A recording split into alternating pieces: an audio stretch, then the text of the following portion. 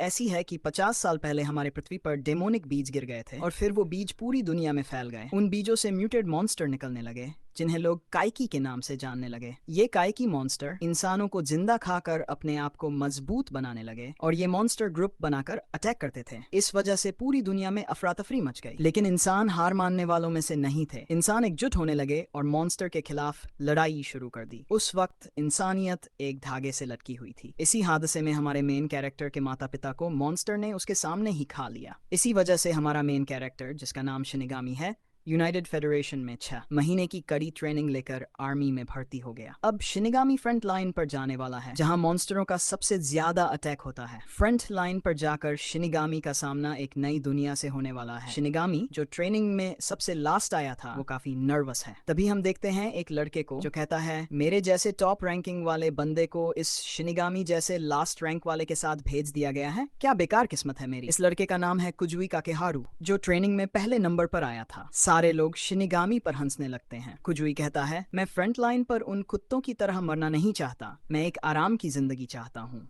इस पर शिनिगामी बोलता है, तू उन सुरवीरों की बेइज्जती कैसे कर सकता है जिन्होंने हमें बचाने के लिए अपनी जान दे दी। कुजुई को शिनिगामी की ये बात सुनकर काफी गुस्सा आ जाता है और वो शिनिगामी को गले से पकड़कर कहता है, तू कुछ ज्यादा ही बोल रहा है। और फिर कुजुई शिनिगामी की मजाक उड़ाने लगता है। तभी अचानक से उन्हें एक भयंकर परछाई का एहसास होता है। वहाँ एक काइकी मॉन्स्टर आ जाता है और उनकी ट्रक पर अटैक कर देता है। एक जोरदार ब्लास्ट होता है और उनकी ट्रक दूर जाकर गिरती है जिसके बाद हम देखते हैं कि उस ट्रक से सिर्फ शिनिगामी ही निकलता है। वो देखता है कि कैकी मॉन्स्टर और ह्यूमन के बीच में फाइट शुरू हो गई है। हम आर्मी कमांडर को देखते हैं जो सभी सोल्जर को ऑर्डर दे रहे होते हैं, मॉन्स्टर से लड़ो। और वहाँ जितने सोल्जर होते हैं वो सारे नए सोल्जर होते हैं जो ट्रेनिंग लेकर आए होते हैं। शिनिगामी ये देखकर काफी घबरा जाता है। आखिर हमारी पहली ज्वाइनिंग में ही फाइट हो गई। वो वहाँ मॉन्स्टर को देखकर और भी घबरा जाता है। शिनिगामी को फिर अपने बचपन का एक्सीडेंट याद आने लगता है, जिस तरह मॉन्स्टर ने उसके माता पिता को उसके सामने खा लिया था। और फिर शिनिगामी को काफी गुस्सा आ जाता है। वो अपनी फैमिली का बदला लेने के लिए बंदूक उठाता है और फायरिंग शुरू कर देता है, लेकिन तभी उस पर मॉन्स्टर अटैक करते हैं और वो दूर जाकर गिरता है। उसके बाद शिनिगामी अपने आसपास दिखता है तो उसे सिर्फ लाशें ही लाशें दिखाई देती हैं। वो चिल्लाने लगता है, आखिर कोई सर्वाइवर हो जो जिंदा हो। उसे कोई रिस्पॉन्स नहीं आता। शिनिगामी अपने आप को कोसने लगता है, मैं किसी को भी नहीं बचा पाया, मैं काफी कमजोर हूं। तभी उसे किसी की आवाज सुनाई देती है, मैं तुम्हें नहीं छोड़ूंगा। शिनिगामी जैसे ही वहां पहुंचता है तो देखता है कि 3 मॉन्स्टर उस पर्सन को खा रहे होते हैं। शिनिगामी गुस्से में एक पर अटैक करता है और उसे मार देता है। जैसे ही दूसरे पर अटैक करता है तभी वो कैकी मॉन्स्टर अपनी पावर को जेनरेट करने लगता है और शिनिगामी पर फायर बॉल से अटैक करता है, जो काफी तेज होता है। शिनिगामी उस अटैक को बड़ी मुश्किल से डॉज करता है और उस पर अपनी गन से अटैक करता है, जिससे दूसरा कैकी मॉन्स्टर भी मारा जाता है। शिनिगामी तीसरे मॉन्स्टर को ढूंढ रहा होता है कि तभी तीसरा कैकी मॉन्स्टर शिनिगामी पर पीछे से अटैक कर देता है और उसे दूर फेंक देता है। जब शिनिगामी देखता है कि उसका राइट हैंड उसकी शरीर से अलग हो गया है तो वो दर्द से चिल्लाने लगता है और तभी कैकी मॉन्स्टर उस पर अटैक करने के लिए बढ़ता है। शिनिगामी मुश्किल से अपनी गन को पकड़ता है और उस मॉन्स्टर पर अटैक कर देता है, जिससे वो मॉन्स्टर भी मारा जाता है। शिनिगामी, जिसने फाइट में अपना एक हाथ खो दिया था जिसके कारण उसका काफी ज्यादा खून बह गया था, वो मरने वाला ही होता है कि तभी उसे एक आवाज आती है और वो आवाज कहती है, क्या तुमने मुझे बचाया? आखिर तुमने मुझे क्यों बचाया? शिनिगामी बोलता है, मेरे सामने कोई मर रहा था लेकिन मैं किसी को भी नहीं बचा पाया। वो आवाज फिर बोलती है, तुम एक इंटरेस्टिंग बंदे हो। ऑलराइट, तो आखिर तुमने क्या डिसाइड किया है? शिनिगामी बोलता, तुम क्या बोल रहे हो? मुझे कुछ समझ में नहीं आ रहा है। वो आवाज कहती है, तुम मुझे अपनी बॉडी में इंटर करने दो। शिनिगामी कुछ बोलने की कोशिश कर ही रहा होता है कि तभी हमें एक पर्सन दिखाई देता है जो कि एक डेमोन की तरह लग रहा होता है। फिर वो कहता है, उठ जाओ इंसान। अगले सीन में हम देखते हैं कि शिनिगामी की आंखें खुलती हैं और वो बोलता है, क्या मैं जिंदा हूँ? और आखिर वो सपना क्या था? तभी हम उसी डेमन को देखते हैं। शिनिगामी उसे देखकर काफी हैरान हो जाता है। डेमन बोलता है, क्या तुम्हें ठीक लग रहा है? शिनिगामी बोलता है, अबे तू है कौन? डेमन बोलता है, मैं इतना भी बुरा नहीं दिखता जितना तुम रिएक्ट कर रहे हो। शिनिगामी बोलता है, ठीक है, पर तू है कौन? डेमन बोलता है, हम मेरे सामने झुको, मैं हूँ 100 किंग नोशफेरातु और मैं कैकी का राजा हूँ, क्या तुम जानते हो? शिनिगामी सोचने लगता है, क्या मैं कैकी के साथ मर्ज हो गया हूँ और क्या ये पॉसिबल है? फिर शिनिगामी डेमन से पूछता है, यहाँ चल क्या रहा है? डेमन बोलता है, हमारे बीच एक कॉन्ट्रैक्ट साइन हुआ है और शायद इंसानों की यादाश्त काफी कमजोर होती है। शिनिगामी बोलता है, क्या एक कैकी ने एक ह्यूमन को बचाया? इसके बाद डेमन अचानक गायब हो जाता है और शिनिगामी से बोलकर जाता है, यहाँ से जल्दी भागो, वो तुम्हें ढूंढने से पहले यहाँ से निकल जाओ। शिनिगामी देखता है कि उसके सामने मॉन्स्टर्स उसके कमांडर्स को खा रहे हैं। फिर डेमन बोलता है, सुनो, मैं तुम्हारी बॉडी में तब तक आराम करूंगा जब तक मेरी पावर वापस नहीं आ जाती। शिनिगामी गुस्से में बोलता है, इस चीज को तुम डिसाइड नहीं कर सकते। डेमन कहता है, अगर हम अलग हुए तो दोनों मारे जाएंगे। क्या तुम मुझे अपनी बॉडी में महसूस करते हो? और अगर मैं खुद को तेरी बॉडी से फोर्सफुली हटाने की कोशिश करूंगा तो तुम्हें क्या लगता है? तभी शिनिगामी के दिल में दर्द होने लगता है। शिनिगामी उसे मॉन्स्टर कहता है। डेमन बोलता है, इस चीज से मैं भी खुश नहीं हूँ। एक इंसान की बॉडी में रहना अनकंफर्टेबल लगता है, लेकिन जब तक तुम मरना नहीं चाहोगे तब तक मैं अलग नहीं हो सकता। और वैसे भी ये अलग कहानी है, तुम समझ नहीं पाओगे। शिनिगामी रोने लगता है और बोलता है, सच कहूँ तो मैं मरना नहीं चाहता। फिर काफी गुस्से में गन उठाता है और बोलता है, मैं इन सभी कैकी मॉन्स्टर्स को मारना चाहता हूँ, और गन लेकर मॉन्स्टर्स पर अटैक कर देता है। अचानक उसकी दिल की धड़कन तेज हो जाती है और उसके सामने एक मॉन्स्टर उस पर अटैक कर देता है। लेकिन शिनिगामी देखता है कि कैकी मॉन्स्टर काफी स्लो हो गया है। ये देखकर शिनिगामी काफी हैरान होता है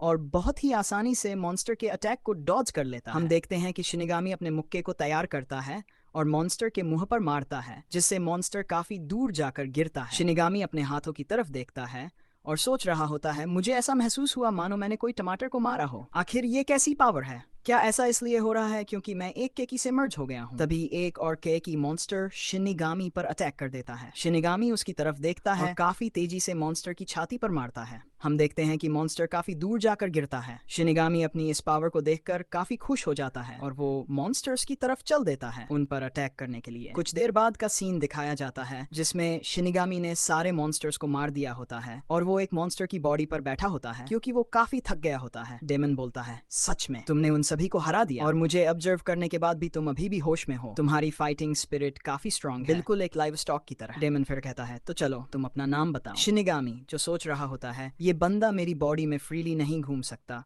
और ये अपनी पूरी बॉडी को भी नहीं शो कर सकता और अभी भी मेरी बॉडी पर मेरी कंट्रोल है। हालांकि कैकी के साथ मर्ज होना काफी बेकार बात है, लेकिन मैं इस पावर से सब कुछ बदल सकता हूँ। इसके बाद शिनिगामी डेमन को अपना नाम बताता है। डेमन बोलता है, आखिर कितना शॉर्ट नाम है तुम्हारा, बिल्कुल लाइव स्टॉक की तरह। चलो मैं तुम पर विश्वास करता हूँ। अगला सीन हमें एक हॉस्पिटल का दिखाया जाता है जहाँ पर हम शिनिगामी को देखते हैं। वह उठता है और डिमन से बोलता है, अबे फ्लावर खाना बंद कर, वो खाने की चीज नहीं है। डिमन जवाब देता है, देख मुझे भूख लगी है और वैसे भी इसका स्वाद इतना बुरा नहीं है। शिनिगामी फिर गुस्से में कहता है, अबे इसे खाना बंद कर, ये ग्रास है। डिमन हंसते हुए बोलता है, हम क्या इंसान को खाते हैं, लेकिन अब उनकी कोई जरूरत नहीं है। शिनिगामी गंभीर होकर कहता है, अगर मेरी बॉडी को इंसान खाने की जरूरत पड़ेगी तो मैं खुद को मरना पसंद करूंगा। डिमन इस बात पर जोर से हंसता है, क्या बात है, तू तो मुझे डरा रहा है। तभी शिनिगामी को एहसास होता है कि वह बिना चश्मे के भी चीजें साफ देख सकता है। वह हैरान होकर पास पड़ी पानी की बोतल उठाता है और उसे तोड़ देता है, जिससे वह पूरा भीग जाता है। फिर वह अपना शर्ट उतारता है और हम देखते हैं कि उसकी बॉडी में मसल्स भर गए हैं और वह काफी हैंडसम दिख रहा है। शिनिगामी अपनी बॉडी को देखकर खुद हैरान हो जाता है। तभी वहां असुका नाम की एक नर्स आती है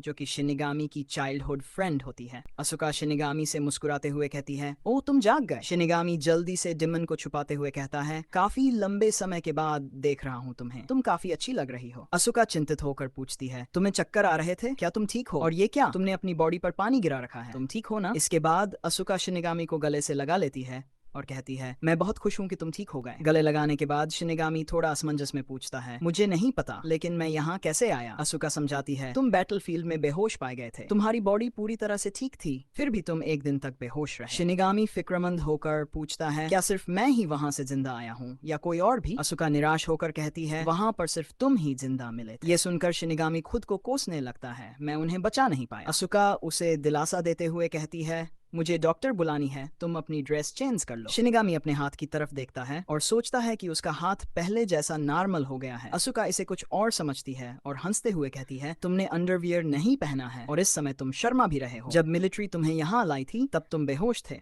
तो ट्रीटमेंट के दौरान मैंने तुम्हारी पूरी बॉडी देखी और हाँ, तुम काफी स्ट्रांग भी हो गए। शिनिगामी निराश हो जाता है और असुका से कहता है, लेकिन मैं अपने सोल्जर को नहीं बचा पाया। शिनिगामी निराश होकर कहता है। असुका उसे सांत्वना देते हुए बोलती है, फिर भी तुम बैटलफील्ड में अकेले अच्छा लड़े। शिनिगामी उसकी ओर देखता है और धीरे से कहता है, थैंक यू। इसके बाद असुका वहां से चली जाती है। तभी डिमन बाहर निकलता है और शिनिगामी से चुटकी लेते हुए कहता है, ऐसा लगता है वो लड़की तुझे पसंद करती है, क्या वो तुम्हारी गर्लफ्रेंड है? शिनिगामी तुरंत जवाब देता है, नहीं, वो बस मेरी चाइल्डहुड फ्रेंड है। डिमन मजाक में कहता है, खैर मैं जब तक अपनी पावर को हासिल नहीं कर लेता तब तक तुम्हारी बॉडी में आराम करूंगा। शिनिगामी थोड़ा संजीदा होकर पूछता है, अगर तुम्हारी पावर वापस आ गई तो तुम क्या करोगे? डिमन खिलखिलाते हुए बोलता है, ऑफ कोर्स मैं इंसानों को खाऊंगा, लेकिन तुम्हें छोड़ के, क्योंकि मैं तुम्हारे कारण स्ट्रांग होने वाला हूँ। शिनिगामी डर जाता है। डिमन का चेहरा डरावना हो जाता है और वह घबराहट से कहता है, लेकिन मैं बाद में तुम्हें भी खाऊंगा और तुम्हारी एक हड्डी को भी नहीं छोड़ूंगा। शिनिगामी मन ही मन सोचता है, ये बंदा एकाएकी है, कोई ऐसा नहीं जिसे मैं बात कर सकता हूँ। उसके पावर को वापस लौटने से पहले मुझे उसके बारे में पता लगाना होगा। इसके बाद हमें कुजुई दिखाई देता है, जिसे हॉस्पिटल ले जाया जा रहा होता है। फिर हमें दिखाया जाता है कि कुजुई बैटलफील्ड में अपने दोस्तों को मरता छोड़कर भाग गया था, और फिर हमें आसमान में किसी मॉन्स्टर की आंखें दिखाई देती हैं। फिर हम शिनिगामी को देखते हैं जो डिमन से पूछ रहा होता है, क्या तू जानवर में भी मर्ज हो सकता है? डिमन हल्के से हंसते हुए कहता है, मैंने कभी ट्राई नहीं किया। शिनिगामी उत्सुकता से कहता है, तो फिर इंसान में?